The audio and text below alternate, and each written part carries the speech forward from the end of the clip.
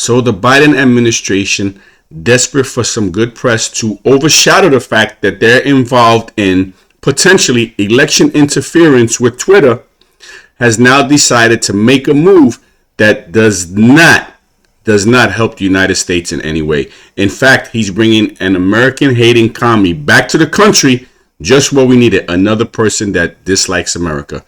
Anyway, Britney Griner has been released in a swap for a Russian arm dealer named Victor Bout. So, Britney Griner, who was sentenced to 9.5 years for bringing less than a gram of cannabis into Russia, has now been swapped for a Russian terrorist. What is going on in this country? Why would they make a deal such as this, bringing an American-hating commie back to America?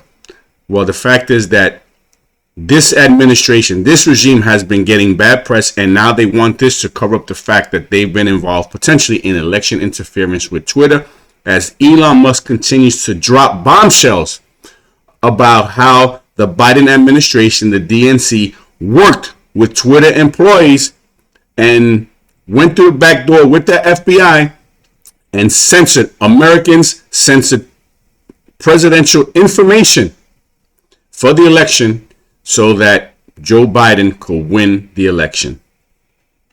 Now I'm going to show you the person that Britney Griner, who had less than a gram of cannabis, was traded for.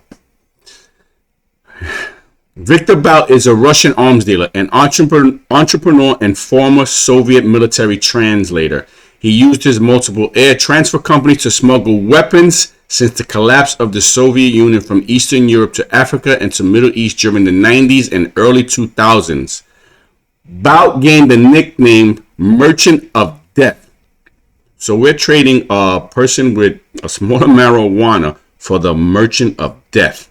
This is what this country has come to, making prisoner swaps for hardcore criminals to satisfy the left. Let me show you this one more thing before I go. Bout was convicted by a jury in Manhattan federal court for conspiracy to kill U.S. citizens and officials for delivery of anti-aircraft missiles prior to a terrorist organization, providing aid to a terrorist organization, and sentenced to the minimum of 25 years imprisonment. So there you have it.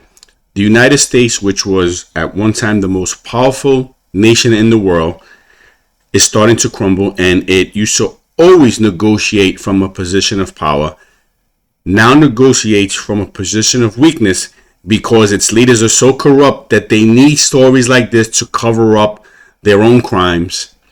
And then we have a person that hates America, committed a crime in another country, is then swapped for a person who is a threat and a danger to all Americans. When a nation crumbles, you start to see stuff like this, and this is what's happening in our country. Sad days in America when you bring back an American-hating commie back to the country in exchange for someone who's a threat to Americans. But what do you expect? I expect nothing more from an administration that cheats, steals, and hates the people it governs. Anyway, thanks for watching, and God bless America, and God bless all of you.